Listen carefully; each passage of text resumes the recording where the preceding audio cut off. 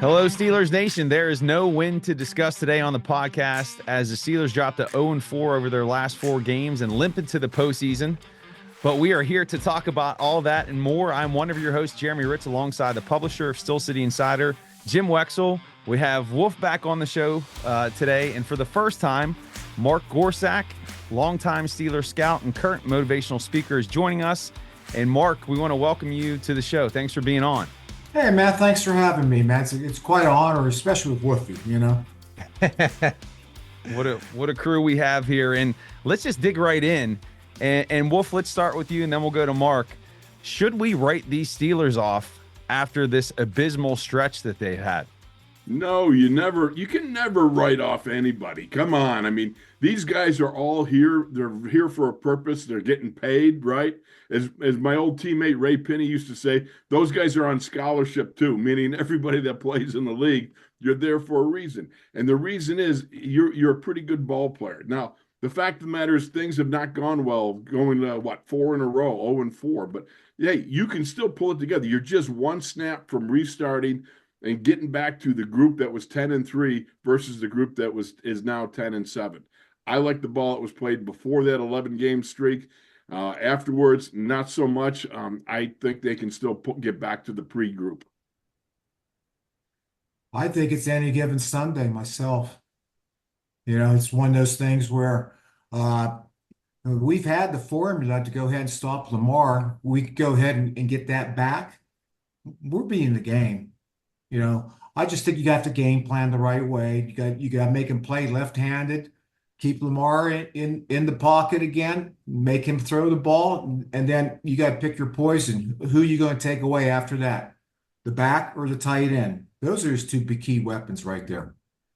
Well, how do you do that, Mark? How should the Steelers proceed in taking away King Henry and Mark Andrews? Mark Andrews, I think you better put Mink on him, because if you put Beanie on him, you got a small guy versus a big guy. Okay, however you want to do it, whether you hit him off the line of scrimmage, you go ahead and slow him down, get him in a route, and then have someone on him on coverage. That might be the easiest way. You know, a lot of times you bang somebody off the line of scrimmage, you disrupt the route, then you can go ahead and cover him. That might be the simplest way of doing it. But you got to have a bigger person on there, because I remember Beanie had to cover him a couple of times, and him being a short guy, that's a tough matchup. You got 6'5" versus what, 5'9"? Well, let me throw this at you, and it's typical media thinking. You can move guys wherever you want. Corey Trice, I know he struggled against Chase a bit, but I thought he showed some things. What about Corey Trice on Andrews, and use Dante Jackson and Joey Porter Jr. in their normal roles? Is that feasible? I think it is feasible, but it depends. You know, has he ever done it before? And he's been an outside corner his whole career. Okay, I scouted him at Purdue. They thought they really wanted to make him a safety, but he couldn't make all the checks and calls, so they left him on the outside. So is he capable of doing all that? I'm not sure. You know, because there's going to be a lot of communication going on. It's easier on the outside communicating versus on the inside. So that remains to be seen. But that's a good possibility, though. Thanks. Yeah. It's score one for you, Wex. At least maybe they toss it around. You know, I can see Tomlin in the meeting. And we got Wexell over here talking about this. Should we just throw this in the garbage can? Yeah. But at least bring the name up, maybe, you know? Anything's possible. You know that. Absolutely. We need to have like a little score ticker on the cast here, and we can chime that up there next time. But if in talking about the defense performed well against the Bengals, but it's been the offense that really has received the brunt of the criticism, and rightly so. And there's a host of issues: the quarterback play, the running game, the wide receivers. There's criticism of the play calling there. Doesn't this seem to be a recurring trend with this offense? Are these issues fixable in a short period of time? How do they patch this up? Who are you throwing it to, buddy? Whoever wants to take it. All right, I'm just going to jump in for the heck of it. Look, I still look at the young bucks up front. They're still on a learning curve. They're all learning. This is all part of a problem that happens when you put rookie next to rookie. And when I say problem, it's not really a problem. You're looking for growth going forward, and you're getting that with Mason McCormick and Zach Frazier. And I look forward to when Troy Fotano gets into the lineup and so forth. This offensive line is going to become more and more of a juggernaut, become more and more of a physical group that can go in and take over a game. They've showed signs of it. They showed flashes of it, and they've not, they've also had some setbacks. That's the nature of the deal when you've got some young people up front. But we've seen what Russ is capable of doing. We know that if he gets the ball out in under 2.5 seconds, dadgummit, you got a pretty good passing game. If you go back to Cincinnati, first game, he lit up Cincinnati for 411 yards. The ball was coming out in less than 2.5 seconds, and I really believe you got to get back to that. It's one of those things that with Russ, it's just got to be something he's got to have that clock in his head tuned up. Oh, but he looks like he's lost all confidence. How do you get him back to that? And it sounds like they don't really want to throw the ball over the middle. They're happier trying to get Mark Robinson to get down there in punt coverage and forcing a turnover. It just seems like the game plan. How do you get Russ cooking, as they say? I think, when you're getting pressured, common football sense is you got to spread people out. Okay. We play condensed space a lot of times where our formation, our receivers, our tight ends are near the line of scrimmage. Okay. If you look what Philadelphia did to us, they spread us out. Okay. So consequently, they had passing lanes underneath. If we would spread out our formation, okay, I think that would open up the underneath passing lanes and also open up probably the run game more. Okay. Anytime you're facing pressure, you should counter it with draw, which we don't run many draws, outside screen, even though we're not a very good screen game, and the quick game, 3-step drop, slants, hitches, fades. That's one way of countering pressure. Go with the quick game. But that's some of the things, that's what you do versus pressure all the time. If you look at, remember the 2000s when we had that great defense? What did New England Patriots do to us? Spread us out, quick game.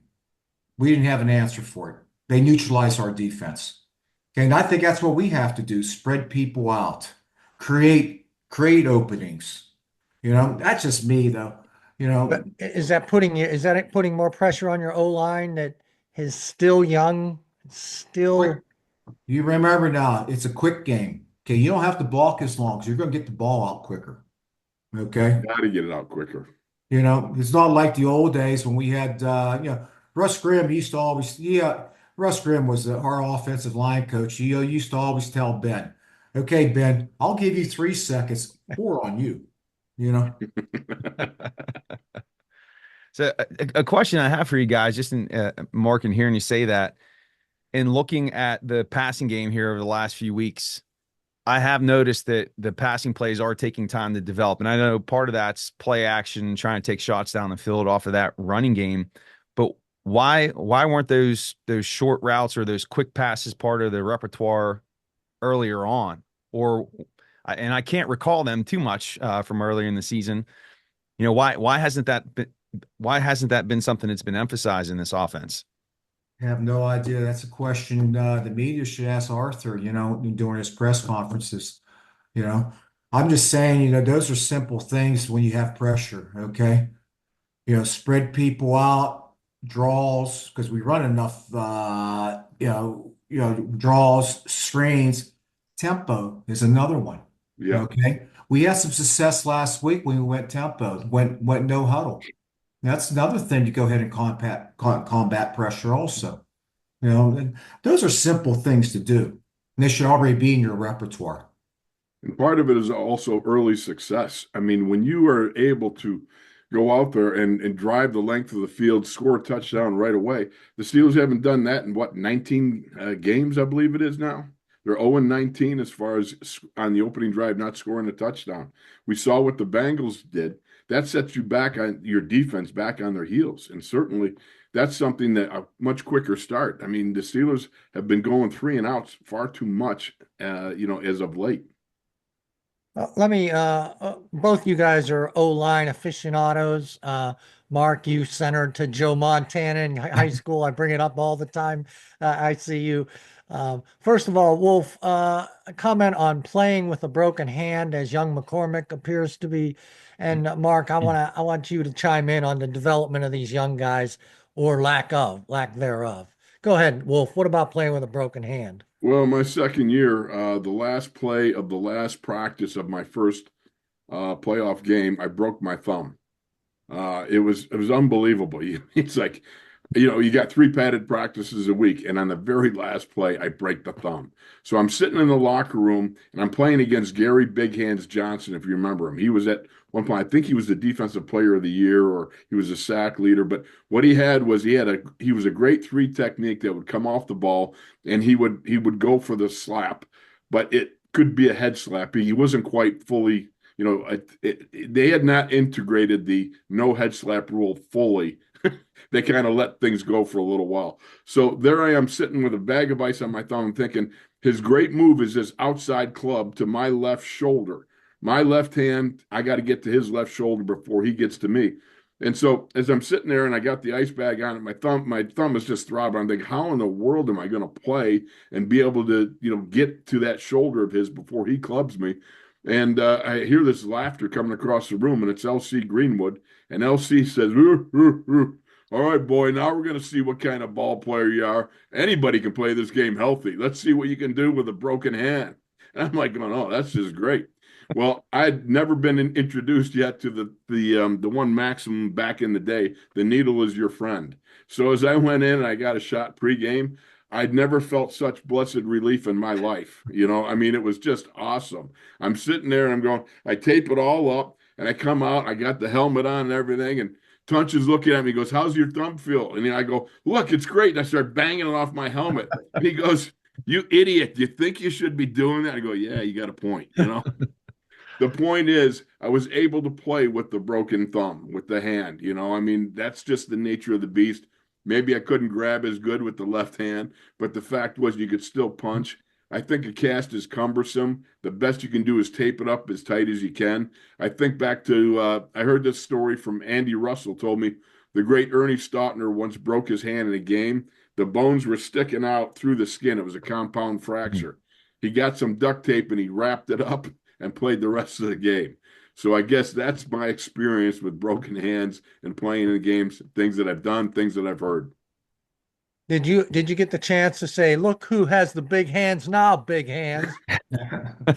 I did not. I wish I had thought of that at the line of scrimmage. That would have been great. Oh man. Mark, what do you think in your eagle eye of the O-line development of these young guys? Well, I think Frazier, I think he's playing very good football for a rookie. I really mean that. I think we're set there for years to come. Actually, I think Broderick's made a progression. Okay, Yeah. I think the maturation process is finally kicked in. A lot of the penalties are down. Uh, you don't see that many bad plays on him lately. Okay. The left tackle, Big Dan, we need to give him some help because he's facing the best guys all the time. If we would get the ball out quicker, maybe there wouldn't be some sacks also.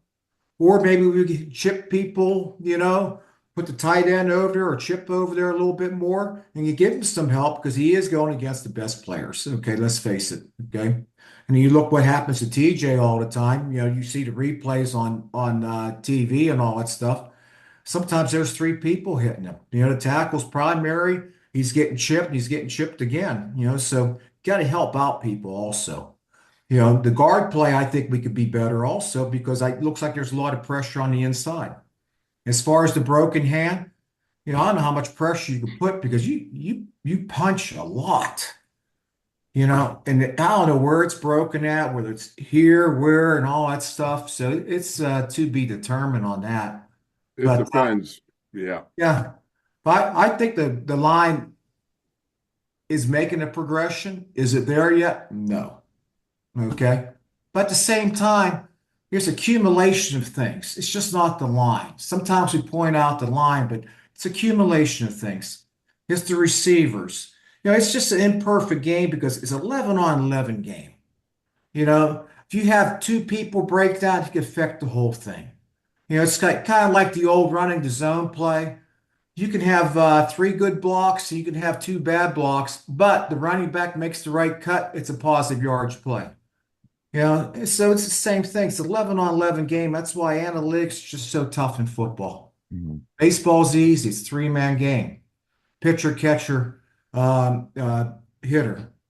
Okay, then it becomes a fielder, thrower, base runner. It's a three-man game, three-man. It's easy to predict that type of stuff. Analytics is important. But when it's 11 on 11 or basketball, 5 on 5, it's still a three-man game in basketball, basically. It's three people.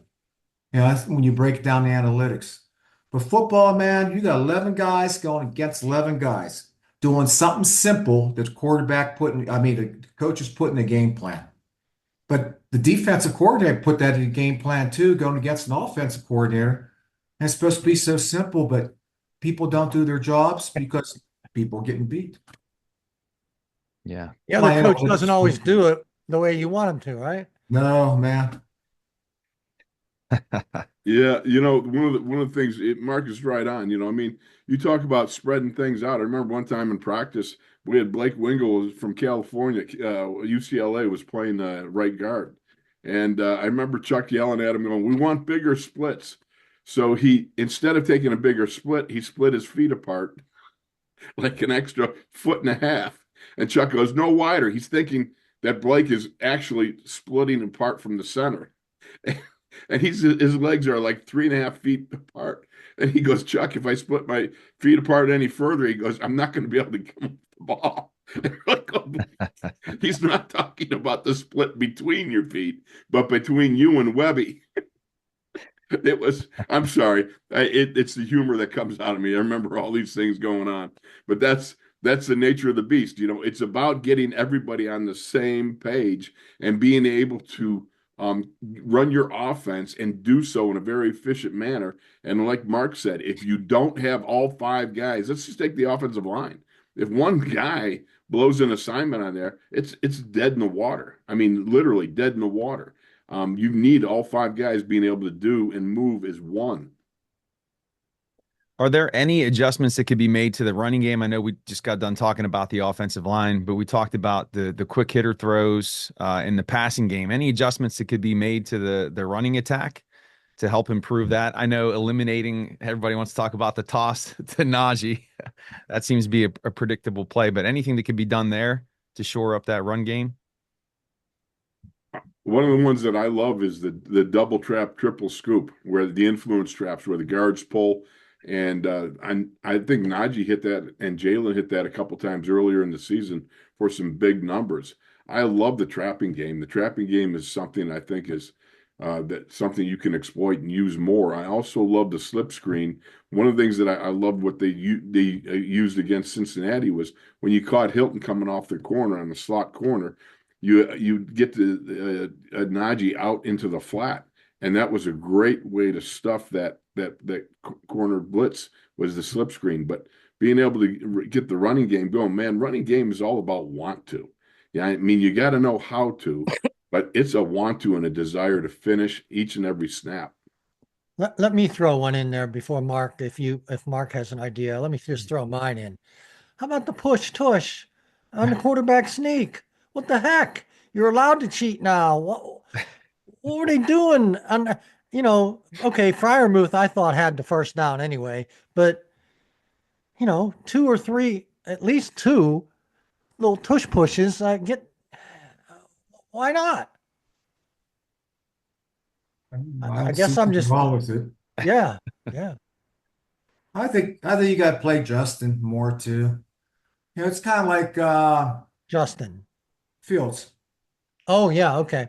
It's kind of like if you're struggling, you need a spark. I remember when Mike said that when Mason Rudolph was struggling.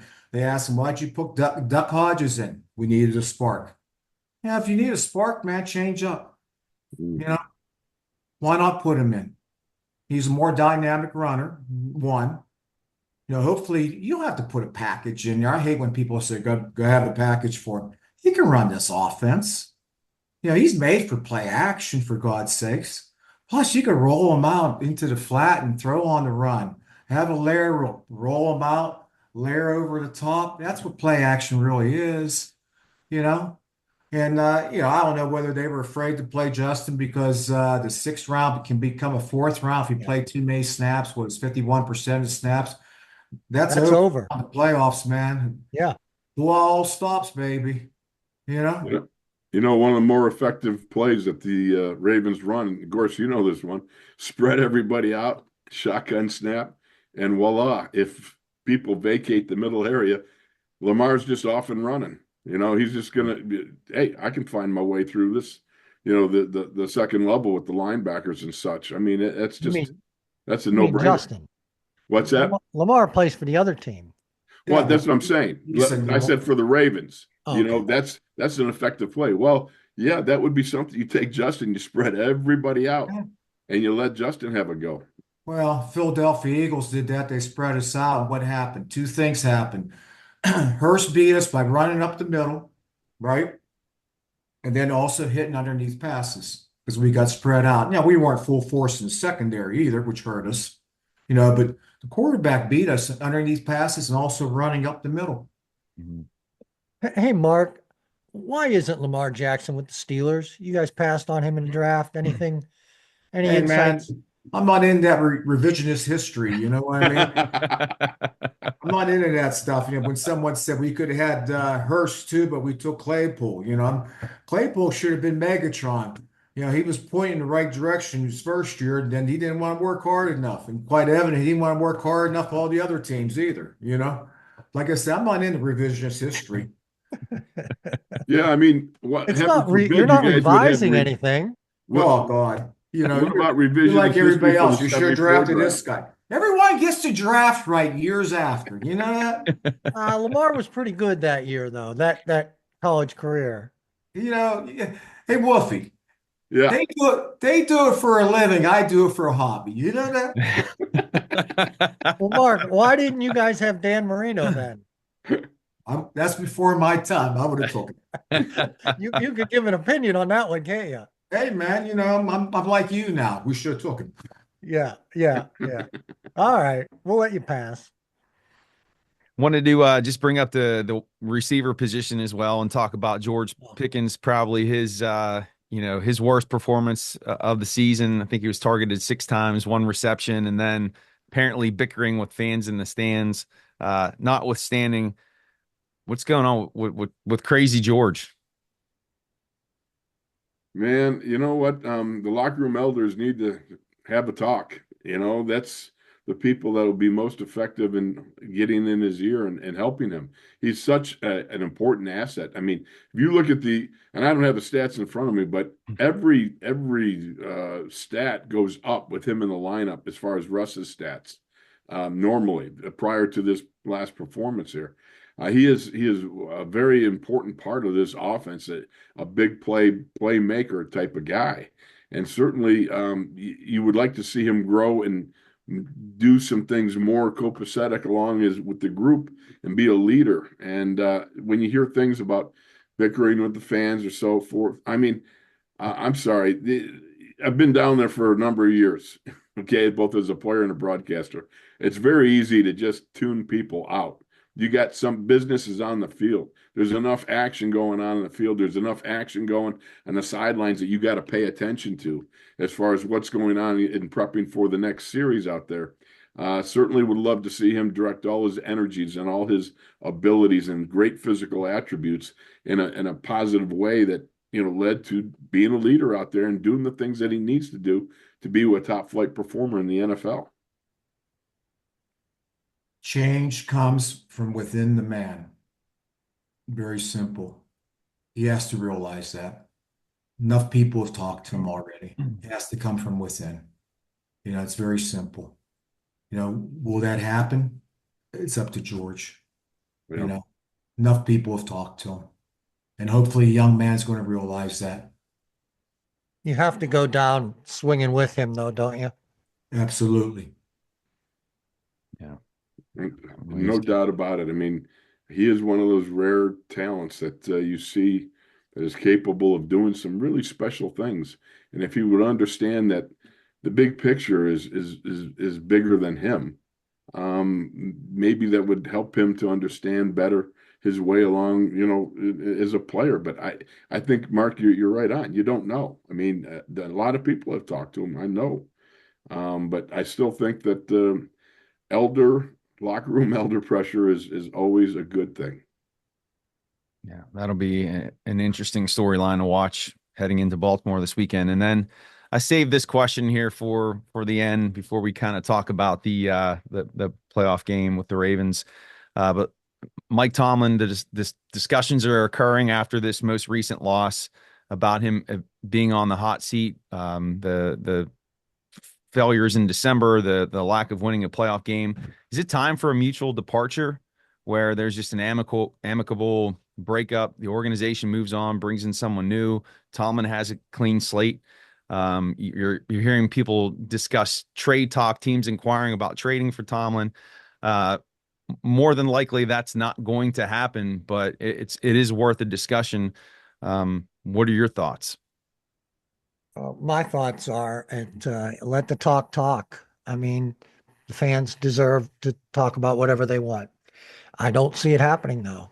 I think that Art Rooney too will have to consider some sort of appeasement. I mean, he may, especially if this game goes bad, he may have to ask him to sit down a couple assistants, something like that.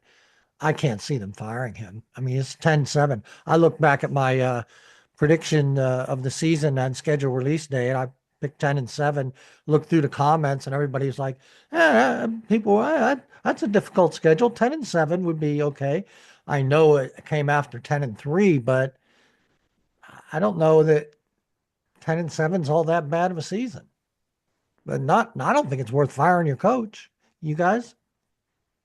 I don't think you should fire him at all. I don't. I remember when the schedule came out, everyone said, all the media said this is going to be his first losing season. Yeah. And it wasn't. I know people are running out of patience. And I get that also. But who's going to take over and who's going to be better? I don't know. Okay. I believe in Mike, and maybe I'm in the minority, but I believe in the man. I always go back to the late, great Chuck Noll. And Chuck, when asked about that, always used to say, change for the sake of change is no change. And I don't understand why I understand fans get restless about wanting a playoff game, a playoff win, that sort of thing.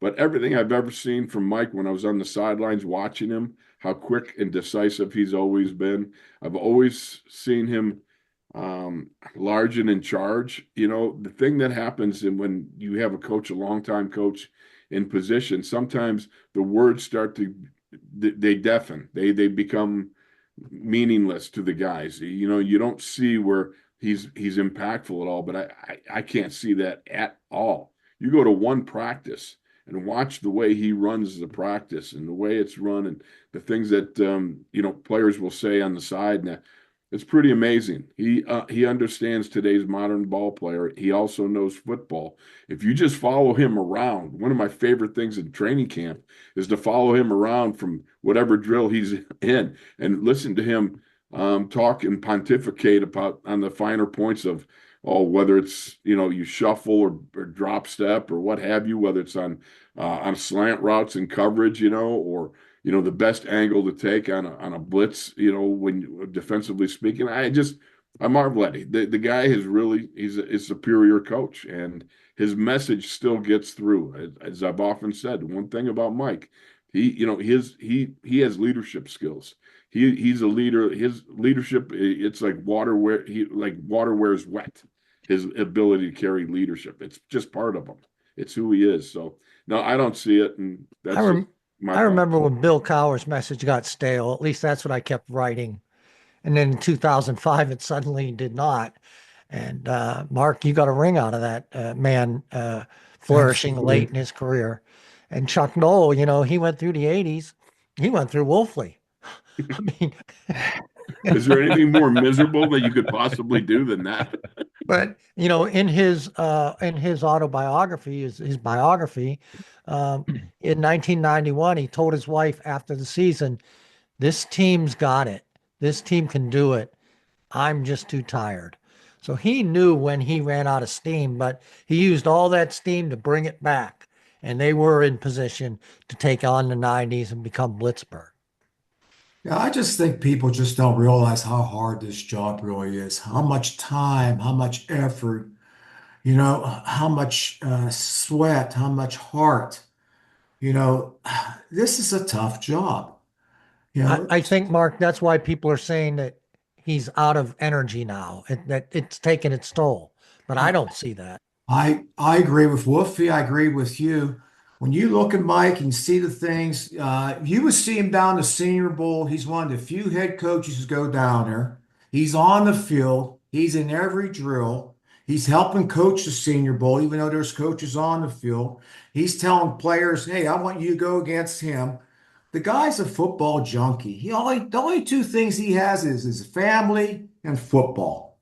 And like Wolfie said, the message is still there. It's just a tough job, and the common public just don't realize how tough it is and how tough it is to win games, how much energy it takes. It's kind of like I mentor a lot of young men and women, and when they tell me when they call football an industry, I I have to jump them a little bit about it. Football is not an industry. It's about love, passion, highs, lows, winning, losing, firing, and hiring. I love We that. got 1 quarter to be a winner. A business has 4 quarters. You can have a losing quarter, you got 3 quarters to go ahead and make a profit. We don't have that. So it's just a tough sport. Like I said, it's about passion. And he has it. No doubt. Yes. Yeah. Yeah. Well, let's bring this full circle and talk about the playoff game this weekend. And I wanted to bring this up, and I was going to talk about this before we got on the air. And I want to cite the 2012 Baltimore Ravens. If you can remember back to the year where they dropped four of their last 5 games, 3 of those games at home. One of those was against the Steelers, a 23-20 loss. And that season, and I'm not saying that this is going to happen, but I'm trying to give a shred of hope. They went on to make a run and to ultimately win the Super Bowl. That was the lights out Super Bowl against I believe the 49ers. So there is precedent for this to be done for a team who is cheese grated, as Wolfley would put it, and heading into the postseason. So can this team make a push? I know we talked about you're never out of it. There's always an opportunity, but let's talk about what's going to happen this Saturday in Baltimore. Predictions. Yeah. Yeah. Go ahead, Mark. You're the honored guest today. Oh, God. I'm just trying to make today a good yesterday. I just take one game at a time. It's kind of like Mike Tomlin. Oh, God, it was like it was 2010, 2009, somewhere in there. We were playing Baltimore for the third time, and they asked him, "Is it tough playing a team a third time?" He says, "I don't subscribe that hocus pocus, you know?" Well, I don't subscribe to the hocus pocus either. I'm a diehard Steeler fan. I worked for the team for 28 years, and I believe in the Steelers. I gotta go with the Steelers. I go with my heart. I'm sorry, I don't bet, but I go with my heart though. Okay, and it can happen, no doubt about that. I'm going with. Wolfie? Yeah, absolutely. I think we were missing a few people in the last game, weren't we? Larry Yeah. Ogunjobi, Deshaun Elliott. There was some other players that we were down. And look, if you can rally these guys and come around and do the things that you were doing when you got to 10-3, I mean, they know how to beat the Ravens. They know how to bang Lamar Jackson. They know how to slow play the mesh point and do what they need to do with King Henry. They got to do it though, and that's just part and parcel of doing it. And again, I'm like Gorse. Hey, I am. I was drafted by the Steelers. I love the Steelers. That is who I am. But the fact of the matter is, as I look at it, I always believe in you can't quantify how much desire a man has in his heart when he goes out there. I've been out there and played in certain circumstances where you sit there and you say there's just no way. But there's always a way, but can you find the way? That's remains to be seen. That's these guys. It's a difficult thing, but I really believe that if they can run the ball, and let's face it, Saturday night's going to be cold. It's going to be colder than a tin toilet in Siberia down there. Let me tell you. So I look at that and I go, you better have a strong running game, and you better shorten up the passing game, because you're going to have wind gusts of up to 15, 20 mile an hour. You're not far from water. So that's going to be a tough environment. It's going to be a hostile crowd, and you've got to be able to come out and get something going early. Otherwise, it can overwhelm you. Well, the Ravens are a whopping 10-point favorites. And I remember 1994, San Diego came to Pittsburgh, and they were 10-point underdogs, and they won. And Mark, you were probably there, right? Yeah. You could feel you getting tighter as they hung around, and then you get a little nervous, and then you give up big plays. I remember 2001. Nobody knew anything about New England, and they came to Pittsburgh 10-point underdogs, and they won. I remember the Steelers going to Indianapolis when Peyton Manning was king, and they were 10-point underdogs, and they beat them. You hang close with these teams, and Pittsburgh has all the better reason to hang close with the Ravens because they have all year. And in years past, it's a division game. They can hang with this team, and they'll have the looseness factor. No one's expecting anything. So they can let it all hang out, and as Baltimore gets tighter and tighter and tighter. Hey, you're not going to see a panel all unanimous about Pittsburgh being the pick here this week, but maybe we're setting the only one show trend here. But I'm going to pick the Steelers in the upset. All right, so there you go. We all three of you guys are picking the Steelers this weekend. And what do you got, Jeremy? I got it. There's. You can pick the other team. No, I'm not going to. So I mean, I'm diehard. I mean, I can't. So I'm media fan, but it's, when a team is this beat up, discounted this much, and everybody's talking like they have zero chance. In the stock market, we call that capitulation, where, it's going to zero. Typically, that's when you see reversals. So there's no better time than now for a reversal. And I do think we see that. Tomlin gets his first playoff win in quite some time, and then it's probably, on to Kansas City or where else. So I'm going with the Steelers as well. All this time, I didn't know you're also a stock market guy. How about that? I didn't realize that. Yeah, that's my I'm a former high school principal, and now I trade the stock market. So quite the change. All right, well, that's going to do it for episode 138 of the Steel City Insider Podcast. Mark, anything that you want to plug? Anything that you're working on?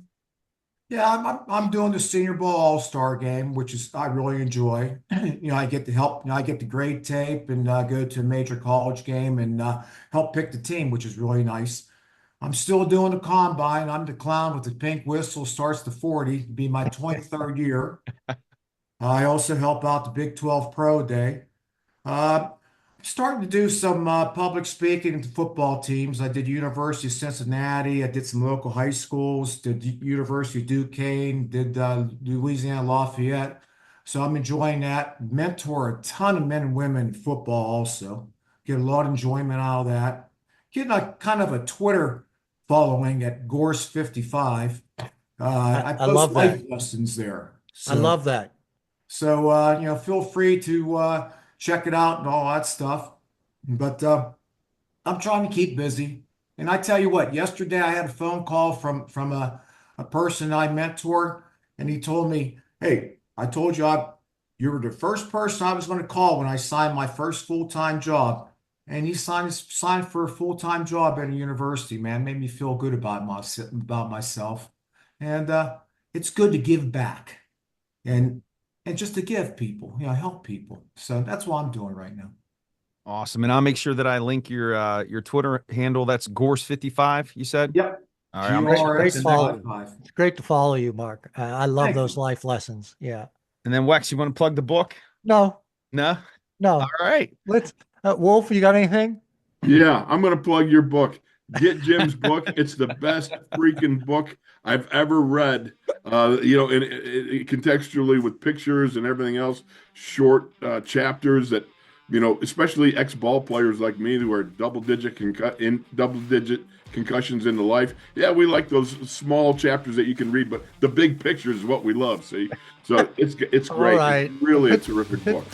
Pittsburgh Steelers, an illustrated timeline. Get it at any great bookstore. All right, and that will be in the show notes, but that's going to do it for this episode, and hopefully we will see you back here next week for a brand new episode discussing a Steelers victory. Gentlemen, have a great week. Hey, thanks, fellas. Great job. Thank you. Thank you. Take care, guys. y'all. Yours, great to see you, brother. Take care.